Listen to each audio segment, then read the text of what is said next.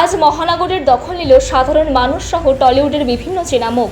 মিছিলে যোগদানের জন্য কলেজ স্কোয়ারে পৌঁছে যান বড় পর্দার তারকা থেকে ছোট পর্দার তারকারাও। রবিবারের দুপুরে চোখে তিলোত্তমার বিচারের স্বপ্ন বাস্তবে রূপ দেওয়ার দাবিতে মহানগরের রাস্তায় ধর্ম বর্ণ নির্বিশেষে আমজনতার সমাবেশ। কারো হাতে ব্যানার, পতাকা, মাথায় বাঁধা বেগুনি ফ্রেটি যাতে লেখা আমার তিলোত্তমা।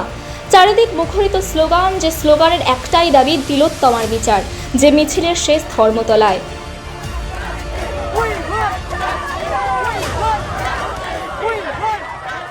এটা চলবে যতক্ষণ না প্রত্যেকটা অভিযুক্তকে ধরা হবে, অভিযুক্তদের যিনি মাথা তাকে ধরা হবে।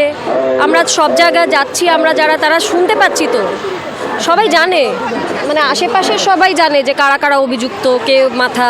অবভিয়াসলি সুপ্রিম কোর্ট, সিআইডি তাদের সময় যেটা প্রসেস, সেই প্রসেসের সময়টুকু নেবেন।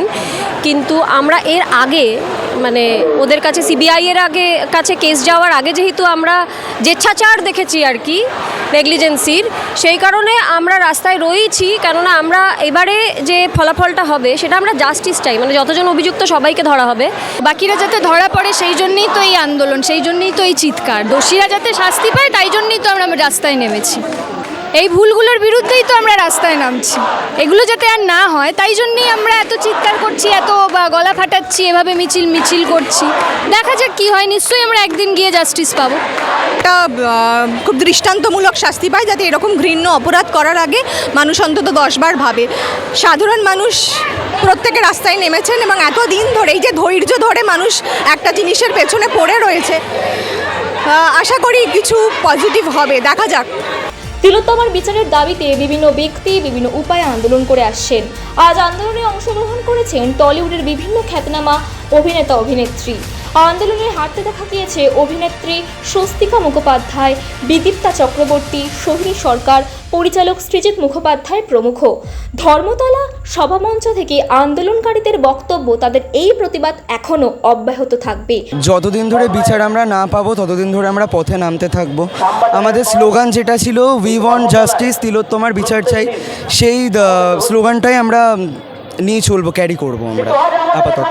অ্যাকচুয়ালি তাই যেটা আমি মেন বলবো সেটা হচ্ছে যে কোনো দুর্ঘটনা বা যে কোনো ক্রাইম সাসপেক্টেড এরিয়াতে পুলিশ ছাড়া অন্য কেউ থাকে না, বা যারা ফিঙ্গারপ্রিন্টস কালেক্ট করে, নানান রকম ডেটাস কালেক্ট করে, যেগুলো দিয়ে অ্যাকচুয়ালি অপরাধীকে ধরা যায়। বাট সেখানে দাঁড়িয়ে বলবো পুরো ব্যাপারটা গাফিলতিতে চলে গেছে, এটুকুই বলতে পারি। মানে বিচার তো হয়নি, সুতরাং মিছিল থামার কোনো জায়গা নেই।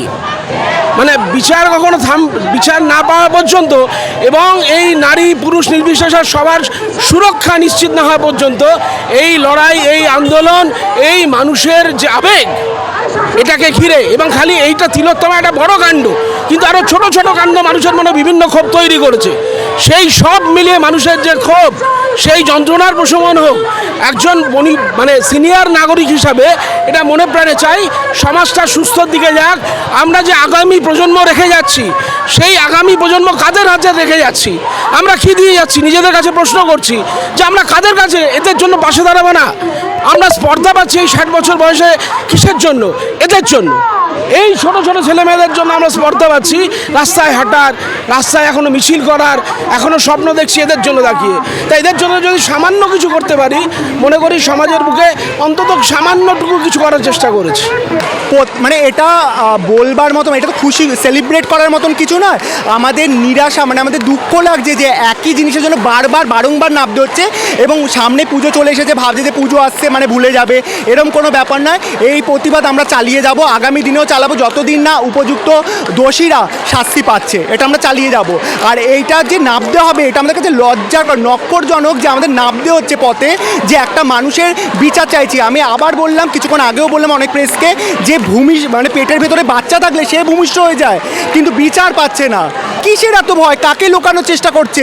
নাকি আরও এরকম তিলোত্তমা, আরও এরকম অভয়া নির্ভয়া এরকম চতুর্দিকে হবে তার জন্য অপেক্ষা করছে? মানে আমি এখনো বুঝতে পারছি না। আর আমাদের লজ্জা, আমাদের নিজেদের মুখে চড় মারা উচিত যে আমরা এমন একটা সমাজে বাস করি যেখানে আমরা নিজেরা সুরক্ষিত নয়।